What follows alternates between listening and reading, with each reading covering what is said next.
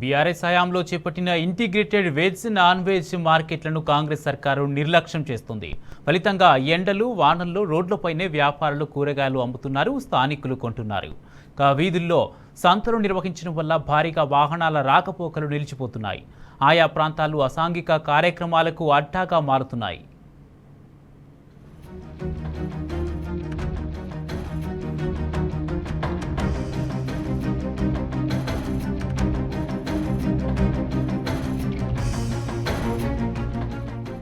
మేడ్చల్ మల్కాజిగిరి జిల్లా నాగారం డివిజన్లో రోడ్లపై జరుగుతున్న సంతల వల్ల జనం నానా ఇబ్బందులు పడుతున్నారు. గత బీఆర్ఎస్ ప్రభుత్వం ప్రజల కోసం చేపట్టిన integrated veg non veg market పనులను ప్రస్తుత కాంగ్రెస్ సర్కార్ అసంపూర్తిగా వదిలేసింది.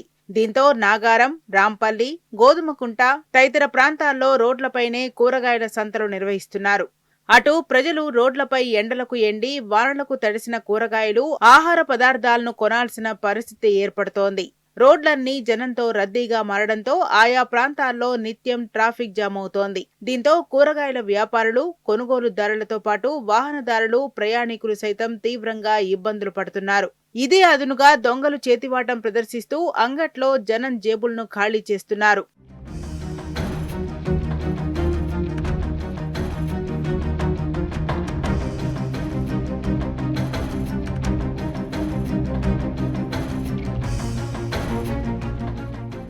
ప్రజలకు ఒకే చోట కూరగాయలు, మాంసం అందుబాటులో ఉంచాలనే మంచి ఉద్దేశంతో గత బీఆర్ఎస్ ప్రభుత్వం నాగారంలో integrated veg non veg market నిర్మాణాన్ని చేపట్టింది. 2022లో 4.5 కోట్ల నిధులతో మార్కెట్ పనులను ప్రారంభించారు. బీఆర్ఎస్ హయాంలో కొంతమేర పనులు జరిగాయి. కానీ తర్వాత అధికారంలోకి వచ్చిన రేవంత్ సర్కార్ మార్కెట్ పూర్తయితే బీఆర్ఎస్ అధినేత కేసీఆర్ కు పేరొస్తుందన్న దురుద్దేశంతో నిధులు విడుదల చేయలేదు. దీంతో సకల హంగులతో గత ప్రభుత్వం నిర్మించి తలపెట్టిన ఇంటిగ్రేటెడ్ మార్కెట్ పనులు అర్ధాంతరంగా ఆగిపోయాయి. ఫలితంగా ప్రస్తుతం అనేక ఇబ్బందుల నడుమ వీధి సంతల్లో కూరగాయలు కొనాల్సి వస్తోందని స్థానిక ప్రజలు చెబుతున్నారు. మున్సిపాలిటీ పరిధిలో గత ప్రభుత్వంలో ఇంటిగ్రేటెడ్ మార్కెట్ అని దీనికి మంత్రి గారు వచ్చి పునాది ఇవ్వడం జరిగినది.